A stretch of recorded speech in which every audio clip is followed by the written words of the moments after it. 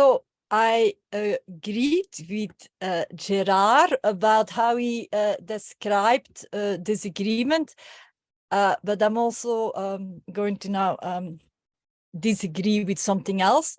So the question with which I start is, has the discipline of second-order cybernetics anything of interest to contribute to critical discussions and concerned about how human beings work with critical questions about difference, distinctions, lexicons, and disagreements? And today I'm going to say no, it has nothing of interesting to offer. But at another time, I'm willing to, or I'm more than happy to answer yes. But today I'm saying this no, and it is based on reading Jean-Pierre Dupuis's book about the mechanization of the mind, the origins of cognitive psychology.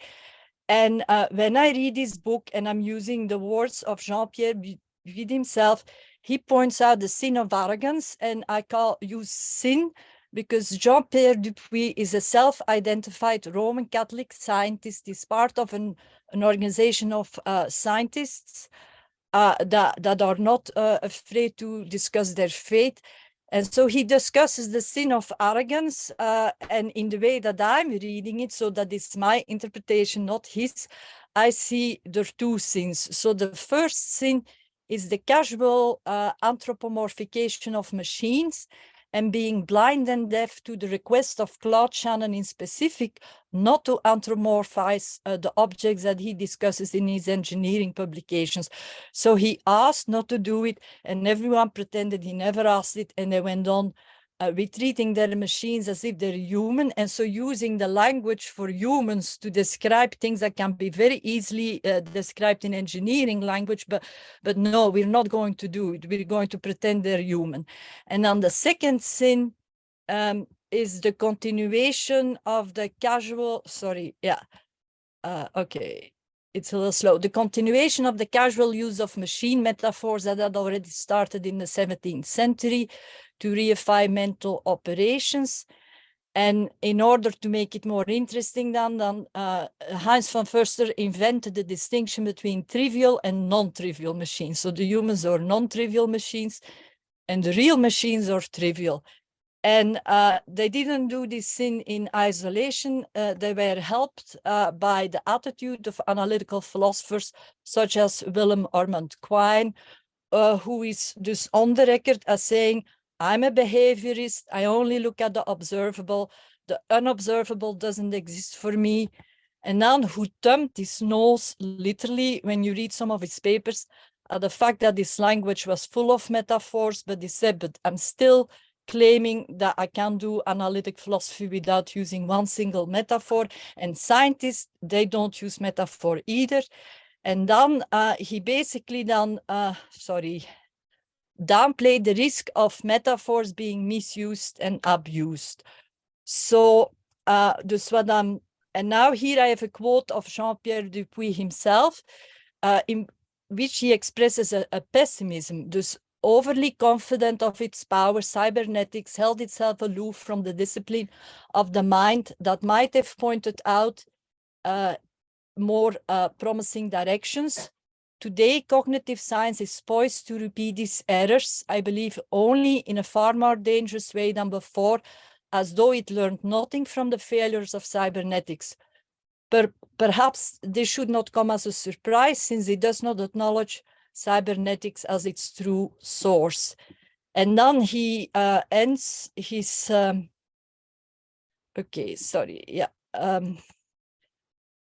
he ends the introduction by saying a great many things have happened in the 8 years separating the second edition from this book from the first one, that I fear only confirm the pessimism of my conclusions and justify the gloominess of my outlook.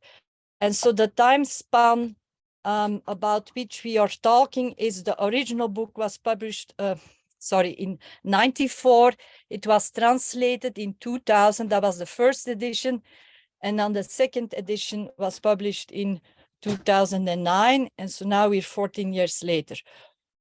So as I read the book and as I think as myself and not a machine or someone else, then what I see, what my observations are, is there is a casual usage of language, and it's not just by the second order cyberneticians, it's societal. And that is coupled to a reflex that I've personally observed to pummel and ridicule anyone who suggests that one can actually do something about it at the global level. And it is of this, there are uncomfortable truths that these bullies do not want to look into the eye. And so I deliberately use because the way the attacking goes, it crosses a certain line. And the first casualty of these attacks is actually Gottlieb Frege, who got isolated and who it's known that he was unhappy towards the end of his life because he asked his interlocutors to think about the consequences of casual language use. And I'm specifically referencing to the introduction, if I remember correctly, from Begriffslehre.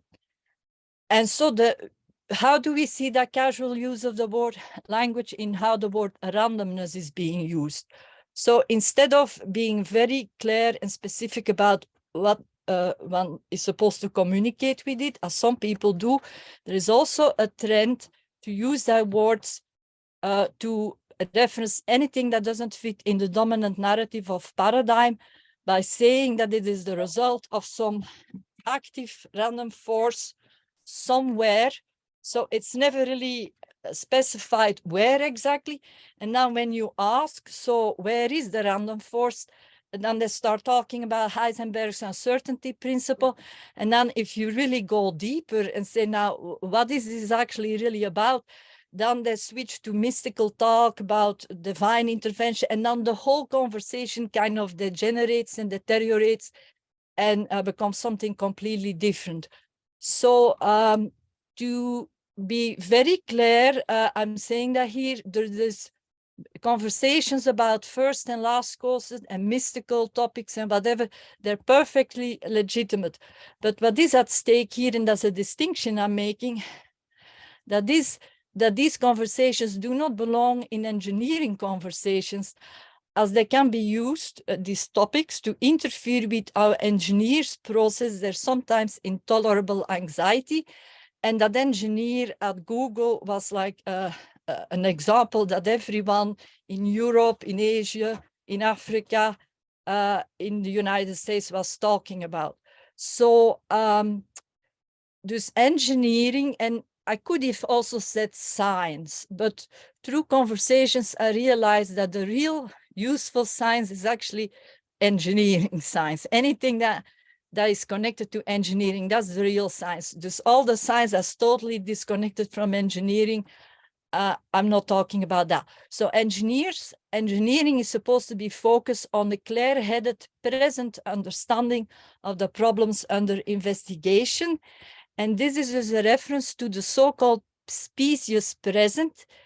That's something that William James introduced and John Dewey further developed. So we're talking today. We're not talking about the first day of the universe, and we're not talking about Judgment Day. We're talking about today, and that's why we are empirical, because we're looking through our eyes today. And so then, okay, sorry. There is one, the society as a whole, that's the punchline, does not benefit from engineers getting triggered by mystical talk and defensively closing their mind to process the anxiety associated with final Judgment Day thinking. And perhaps you need to live in the United States to be aware of how much a conversation is going on this among Trump followers. But you can call it whatever you want. It's also sometimes called dominionist reasoning.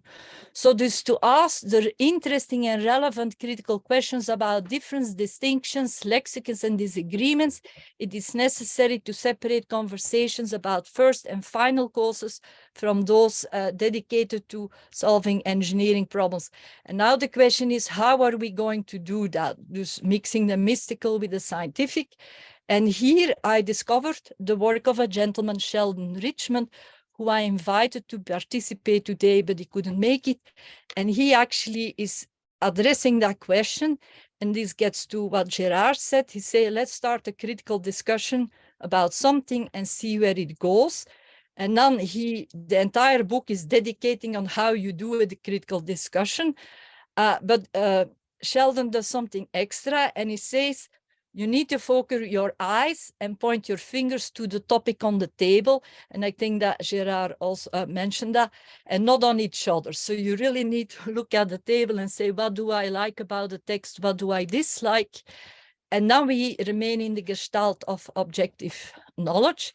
And so here is a picture of Sheldon, and I'm going to walk you through essay number 1 because it's directly related to some things that have been talked about with us. So Sheldon is the person on the left, and the person on the right is Joseph Agassi, a student of Karl Popper. So in the first essay talking, Sheldon asked the following question: where does the idea I'm entirely right, you're entirely wrong come from? And thus the Popperians all know that this is so-called justified true belief reasoning that's here being discussed. But Sheldon makes a reference to Lin Yutang, someone born in Taiwan who spent a lot of time in the United States. And he uses the book published in 1937 about the importance of living. And my sentence, I'm entirely right, you're entirely wrong, that comes from Lin Yutang's book. And so Lin, says, well, what about blaming the sophists? Now, he doesn't really say why, but he definitely blames them. And then he kind of starts also saying, what about blaming a Western tradition that started with ignoring Socrates' method of discussion? And he kind of develops that argument playfully and charmingly, as some commentators said. But the way that Sheldon responds is he does something else. He says, let us immediately stop the intellectual tradition of immediately blaming someone. And let us acknowledge that every minute and every day, one has the opportunity to break the tradition of the sophists. Whatever thing the sophists did that was horribly bad. And then, as he says that, then the question arises, dus, what can one do to stop the impulse of blaming? And then the very interesting opportunity arises to say, perhaps this is an impulse to externalize a problem that may be internal to one's reasoning. And so in that spirit, I would like, and that is my question, and it is implicitly present in Sheldon's book, but not explicitly, I like to raise the question whether society has become the prisoner of the yardstick metaphor. And so the questions that I'm going to raise is, can we visualize conversations only top down and bottom up? And what will it take to visualize conversations in a purely horizontal manner, as I think they're actually happening in the Club of Remy? So why can't we all visualize them like the Club of Remy does? And then my next question is, what will it take to think of metaphor as a linguistic technology, just like engineering technology, but then linguistic technology, to examine and study the use of figurative language to reify the unobservable? And two people who have been talking about that, but they died a long time ago, are Welby and Pepper. And then my next question is, what will it take to create awareness of the practice of talking circles? There's a huge literature on that, which are materially designed precisely to contain the judging that I associate with the using of a yardstick and the sort of critical conversation that Gerard wants us to engage in. And if we're restating that in the language of metaphors, this is actually the study of all 4 uses of metaphor together: the private use, that anyone can do whatever they want to do, and then the public use, that can be either productive, that can be misuse because one doesn't know how to work with metaphors, but that also can be abuse. And so I'm using now the yardstick metaphor to initiate such a conversation. And what one does with it is we can decide collectively. So the yardstick, dus this is a yardstick in case you don't know, and or you need you need to be reminded. And so what is a yardstick is an observable material artifact that can assist with successful completing engineering projects and to do things with arithmetic. But also, and that's where it comes in, where it becomes problematic, it can also be manipulatively used to intimidate and bully people into submission by acting as an observable symbol, standing for the unobservable yardstick against which one will be measured during Judgment Day.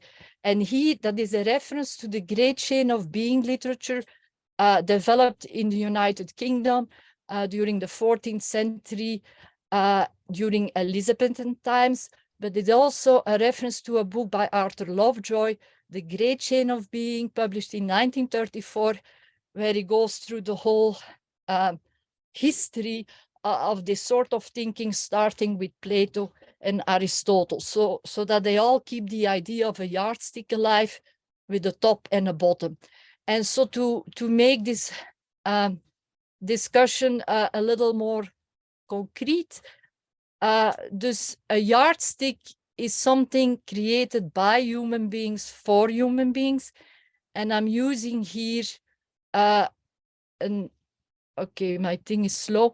An example, a visual that I created to kind of make clear, that is a yardstick. Dus we created it, and Frege was someone who said, let's use it to get a handle on the topic of truth, resulting in the concept of a logical truth, but then also via Tarski, you apply it to reality and you work with the semantic conception of truth. But there is also that other conversation going on that we need to talk about, and that is the conversation that, especially in the West, was created and is still going on about hell and damnation and final judgment day. And so is the person in the privacy of himself using that same yardstick that he's surrounded with, and that is implicit in many talks of I'm right and you're wrong. And so what does it create? I mean, that is the so-called intolerable anxiety, because there is no way of finding the answer to the question. But so then there is also the third, more productive use, and that is when one begins talking about the topic of status anxiety. And Alain de Botton wrote an entire book on that. And now what is the difference between the previous and the present slide is that we're actually comparing ourselves to one another. But in between is this idea of a perfect person, and we're actually comparing whether we're better or worse than another person via the ideal of perfection. And that is a human impulse that can be also verbalized in a simple way as, are we a top or are we a bottom? And that is at the core of Freud's Oedipus dynamics, the Oedipus complex, but also the discussion about the superego and the ego. And so what is actually happening here, it is the a posteriori pre-linguistic understanding of a baby that comes out of the womb and see all these adults towering above it. So this is totally contra all those who say that you can't think without language, because they say, no, the baby is already thinking and it has not access to any language. And it gets a sense that up is better and more powerful. And then dus the baby is just struggling to decide, like, is this more powerful thing going to kill me or is actually going to take care of me? And then there is the thing called by Melanie Klein, the developmental event of solving the riddle of the good and evil breast. And these are the original words of Melanie Klein. And so later, immediately they were erased and it was all sanitized. But I believe you need to hear the original words, because then you know, then you will maybe get it. Because what is the answer to the riddle? Well, the answer is none of the above, because the good and evil breast belong to the same body. So this is a way of saying that pure binary yes-no thinking does not work. And so the solving of this riddle is the first successful attempt of an infant thinking creatively and independently. It involves the creation and classification and experimentation with entirely new classification systems. And so now I'm getting to the take-home message. So instead of saying I'm pessimistic, as Jean-Pierre Dupuy do, why doesn't he not say, I'm experiencing anxiety? I'm probably not the only one in the universe who is experiencing it. Perhaps the lack of a publicly available lexicon to productively engage with anxiety processing is part of the reason I'm feeling so pessimistic. And so, and why does he not say that? Because that is a conversation that is supposed to take place on the couch, where it is perfectly all right that the entire conversation is about you and the degree to which you feel that you're equipped to process with your individual anxiety. And so this now gets to the closing slide that we have three separate conversations, and these are the distinctions I would like to introduce as important distinctions. That is engineering conversations, that are conversations about me and my anxieties. And then there's a third conversation about first and final causes. And I believe these three conversations necessarily need to be strictly separated if we want to make any meaningful progress in them. And thank you for your attention. I have a couple of questions for you. One is just a comment. I don't quite understand how the engineer, mathematician, or other technical person, scientist, can separate the metaphysical from or general from the specific of what they do, because if they are involved in anything at all, they have to look at it in the largest possible frame that they know, and that may involve for them the metaphysical, and it may be very fruitful for them to use the largest frame to break out of whatever constraints they're in. That's just a comment, but the more specific question is, consider Mr. Hinton, who is indeed in the engineering category and exhibiting perhaps anxiety. In any case, he decided to break out of a constraint so that he could speak more widely, not necessarily metaphysically, about the problems of his own inventions. How does he, can you comment on him specifically in relation to what you've said? Yes. So what I'm using or pointing out is the technique of Gestalt switching, something that Jason has also pointed out regularly. So when we switch from one conversation to another, we switch Gestalts, and we really say, I'm focusing on this topic and everything else is an assumption. And so I'm going to discuss the engineering topic, and my anxiety is not the topic of the conversation, so I'm not going to bring it in. And I think that's sometimes difficult to do, but that's actually the take-home message of psychologism, anti-psychologism. But now regarding Mr. Hinton, what I'm noticing is I see him confusing first and final causes with engineering, because he's just not acknowledging that what is ChatGTP, that is an artifact that uses yesterday's knowledge. And he's just not acknowledging the passage of time. And I think that can be linked back to the sins of cybernetics and second-order cybernetics, that in their casual use of language, they forgot to pay attention to the most significant contribution of pragmatism, and that is that we need to pay attention to how we talk about the passage of time. So he... Well, excuse me, notice that he uses the metaphor that his machines, possibly ChatGPT or other machines of that ilk, can learn. And he's using the metaphor of learning in his frame, which may not be the same as what we understand to be learning. Yeah. you're pointing your finger on exactly the topic that we need to be able to talk about. And now, how can we talk about it? So I would say that is an additional conversation that I didn't list here, and that is language use. And but I kind of said engineering here, and I could have said science, and then we could say how we think of the use of language as a science. But my primary purpose was really to say psychoanalysis is a separate conversation that we should never be mixed in the same way that religion is also a separate conversation, and that universities should have taught us to think more about distinctions and how we creatively work with distinctions.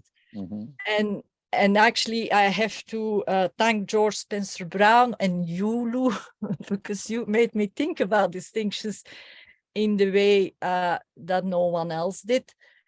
And so once we think about distinctions, we can see the different meanings that can be attached to learning and the importance to keeping them separate. Ralph?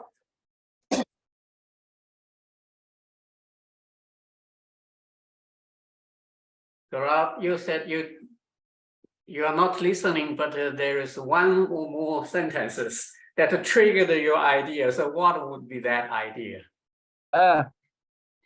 One of the things that struck me, of course, is that Hinton was emphasizing that he reversed his way of thinking. But when I listen to him, my conclusion is that actually he is still thinking in the same way. It's entirely based on data, strings of data, doing statistical work, and nowhere is there the possibility of something sneaking in that changes the entire discussion. So to my mind, it is a very clear example of what I was saying, staying within the same framework that you have been trained in. One of the things, for example, that I would like to emphasize, he was mentioning, you know, a computer can look at 10,000 different models. And I was thinking, good Lord, but I look at millions of different models. I look, for example, I have a discussion with Jason, and he tells me things that he has read and Lou has read. And, you know, and every week I read 2 or 3 books. You know, it's an incredible, rich environment. As soon as you realize that I am not, that I am controller of my own world. I have the ability to listen to other people. And, you know, the computer that he mentions doesn't listen to other people at all. So that would be my comment, Jason. Surprise, surprise. People who say that they change frame very often don't